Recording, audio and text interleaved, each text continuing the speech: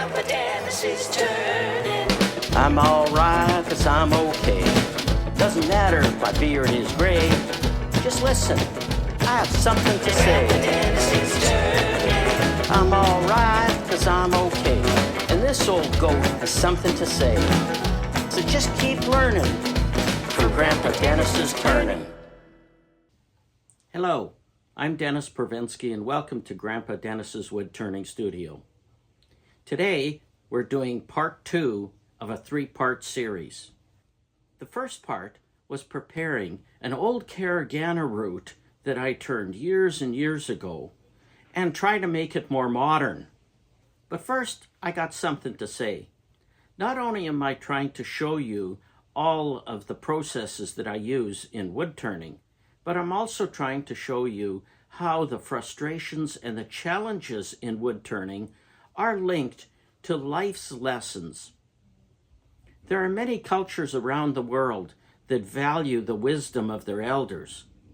So throughout my videos, I'm going to be interjecting some of the wisdom that I learned over 72 years of life experience. In part 1, the goal was to take an old bowl and make it into something new and better. The link with today's life lesson is that you could take an old relationship and you could put some energy and effort into it and make it something better than it was to begin with. So let's get on with the video for today. Okay, now put the center in.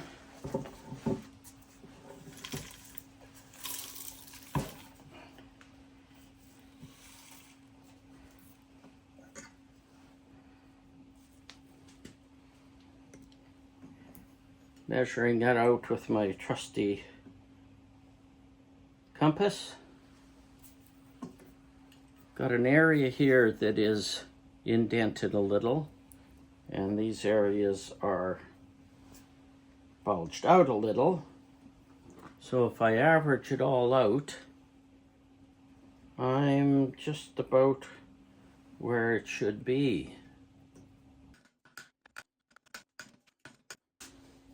I'm going to chisel away some of this so there's less grinding. This is going to be enough for me to put a glue block on that will hold substantially. But what it's done is it's given me a pretty solid and straight reference for the entire piece to sit on the lathe. So I'll take it off now and see what that does for us. Now I have to just cut out a glue block or waste block that'll be this size and get the 5-minute epoxy, put it on as much as I can, set it in place, put a little pressure on it, and let it cure, probably overnight. All right, the time has come to start turning some of this away. You'll notice all of this is the plastic from the bags that were holding the resin in place.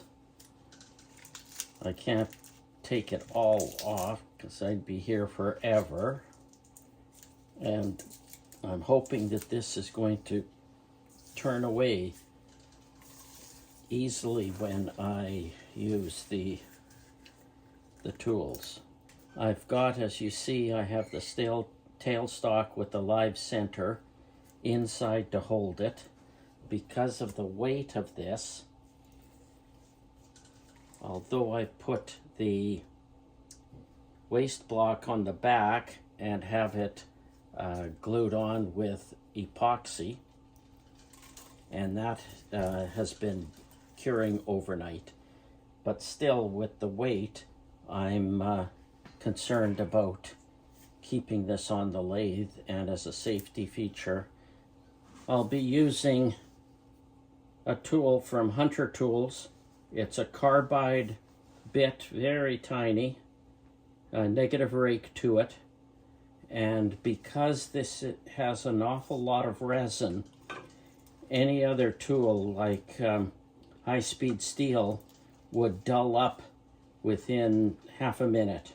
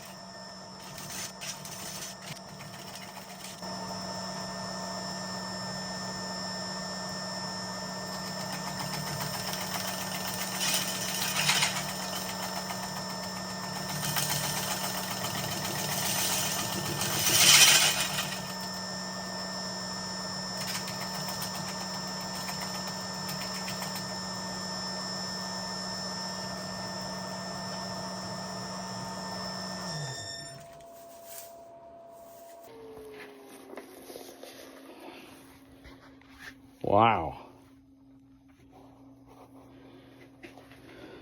This is what turning resin pieces looks like.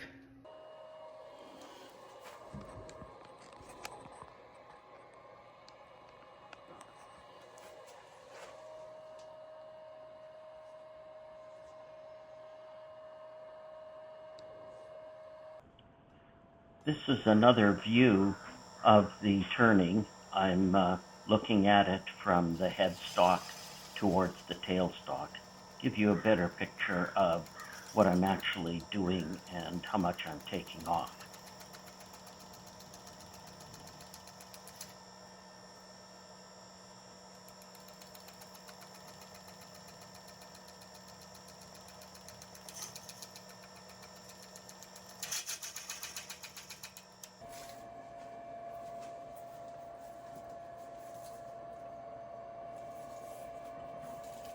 What you're seeing on the screen is a bit of the plastic bag that folded under the resin, and it creates quite a problem. There's a large void in here. I'm going to have to fill that, as well as this one and that little one.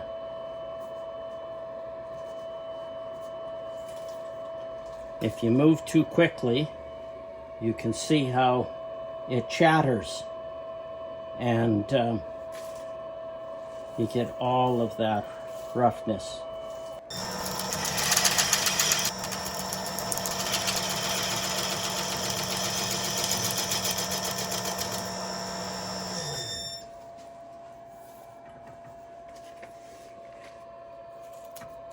So, moving more slowly, you get rid of almost all of that. Still have a little bit to go.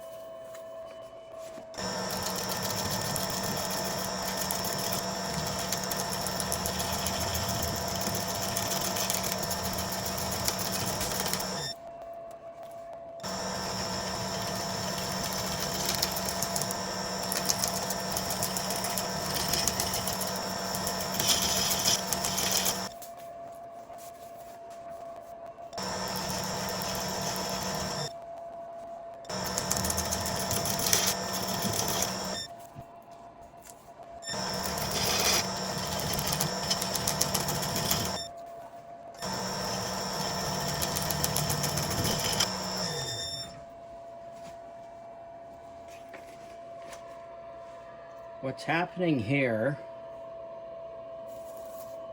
is the plastic bag was at this level and resin poured over the plastic and got on the outside of it. So I'm going to try and take this down a little bit more so that I could get all this plastic off. This is much too deep, so I will just pick out the plastic as much as I can and fill that void, because I don't want to lose more of this thickness.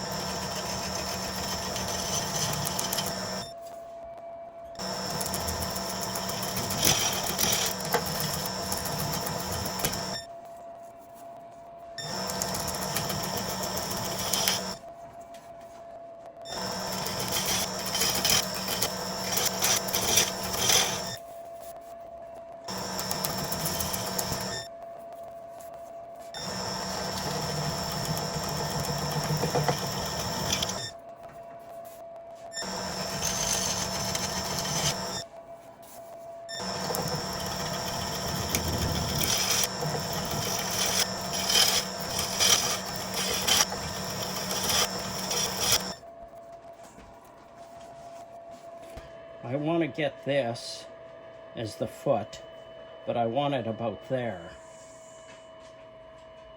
So I've got another inch to go.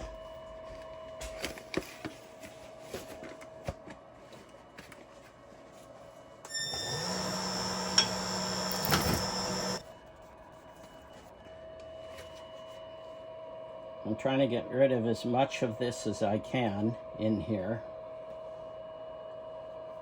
There's a lot of voids that I'll fill.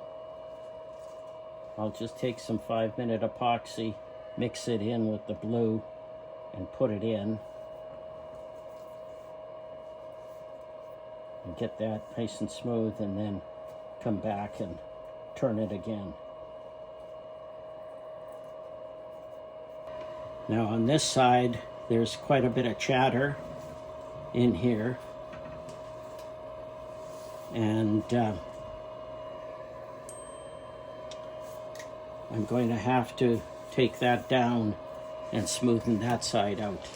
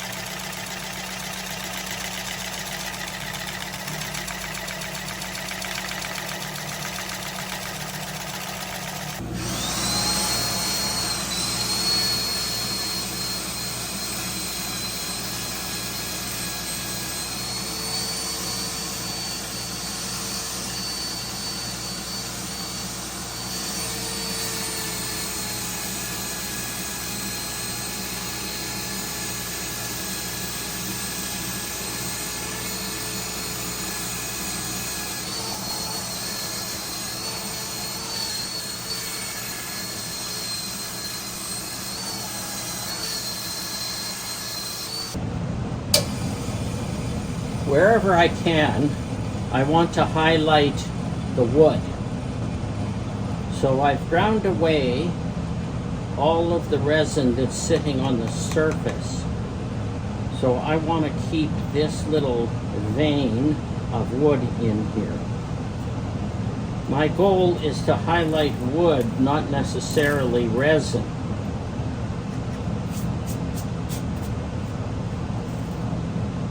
It's my style that I would like to see as much, if not more, wood than resin. And the little bit of resin is what will give the real pop to it. So the next job is to fill in all of the little gaps. This part in here will be resin, and all the way down there, and in all of the parts that I sanded out. And in here I might have to cut that a little deeper and sharper to get the resin in there.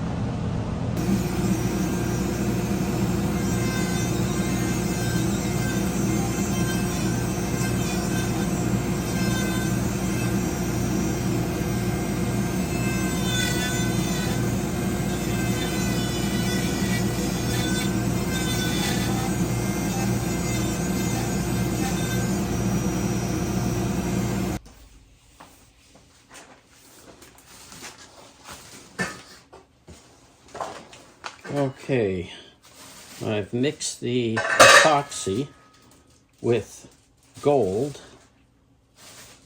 I was going to use 24 karat gold, but I don't think people want that in a bowl because they really want it only on a ring. So I'll use this artificial gold. Well, let's see how this is going to work.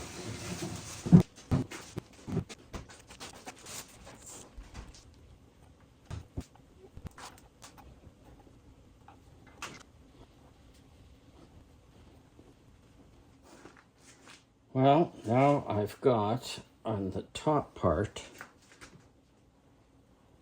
I've got a lot of gold in there. It looks like a mess. But I'm gambling that I'm going to be able to sand that all down and all that would be left with these gold streaks. But first, I have something to say. I think you have to be confident in yourself, confident in your skills. Know your skill levels, but push them to the limit. Take a chance. Don't be afraid to take a risk and do something that's a little bit more than your comfort zone. Don't be crazy and take a dangerous risk, but take a risk in something that you're not used to doing and push it. And I think you'll be amazed at the results. Some of you may be wondering why I'm doing this. You may be wondering and saying, this is crazy, it doesn't make sense, it's not going to work. But you have to be confident. And you have to try it. Push it. What have you got to lose? Don't worry about what others think. Be proud of your work and be confident. Let's see what we can do now. I've added a lot of epoxy, 5-minute epoxy, into most of the voids, but I mixed it with gold. I'm hoping that this is going to end up being very special and unique. Well, it will be unique. Let's hope it's special. It's the next day, and the gold fill has solidified. I think it's about as good as it's going to get. I will later on put some gold all along the edge in here as well. Do a little bit hand sanding in there and down in here.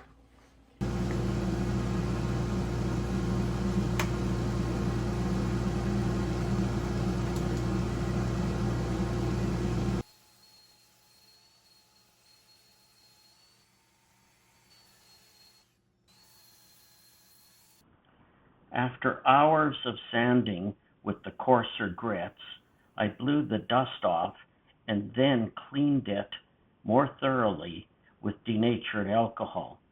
This will give you a sense of what the finished piece is going to look like with a finish on it. Once that's done, I get on with doing the sanding with some of the finer grits to give it more of a polished look. Then I would clean the piece with denatured alcohol after each one of the fine grits.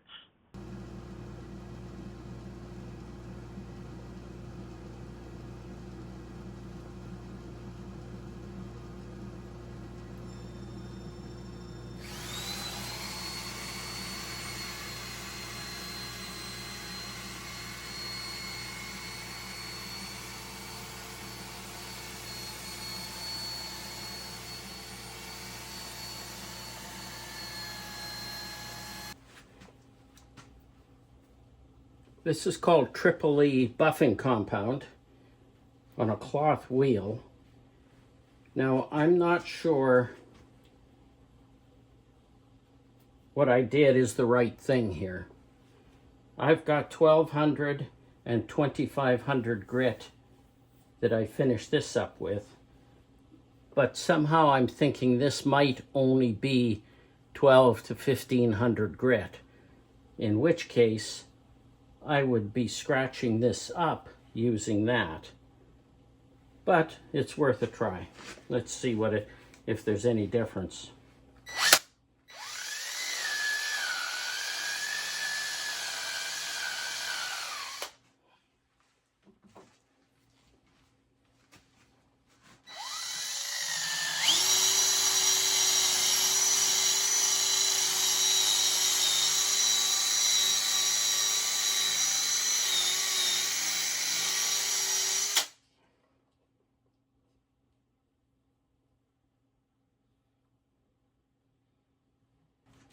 I think it does make a difference.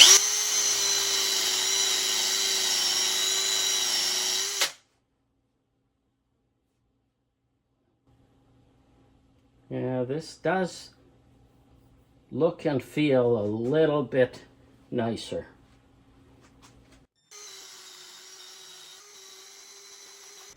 Please watch right to the end of this video. You'll get a preview of what the finished piece will look like. This concludes part 2 of the series. Part 3 is coming up. This piece took an awful lot of effort, a lot of sanding, which was hours and hours. However, I think it's going to end up being really nice. Part 3 is going to be for us to hollow out the rest of the piece, as well as doing the final polishing and the finishing. This is going to be a spectacular piece once it's finished. Now I got something to say. This piece was a very old friend. Years and years ago I had made it, and now I'm revisiting it to try and make it better. That's a lot of work, and I think the end result is going to be worth it. I hope you've enjoyed part 2 of this series, and join me for part 3 next week. If you've really liked it, please subscribe, hit the like button, share it with your friends and family, and leave a comment for me at the end. I would appreciate it. Till next week, I hope to see you again. Grandpa Dennis is turning.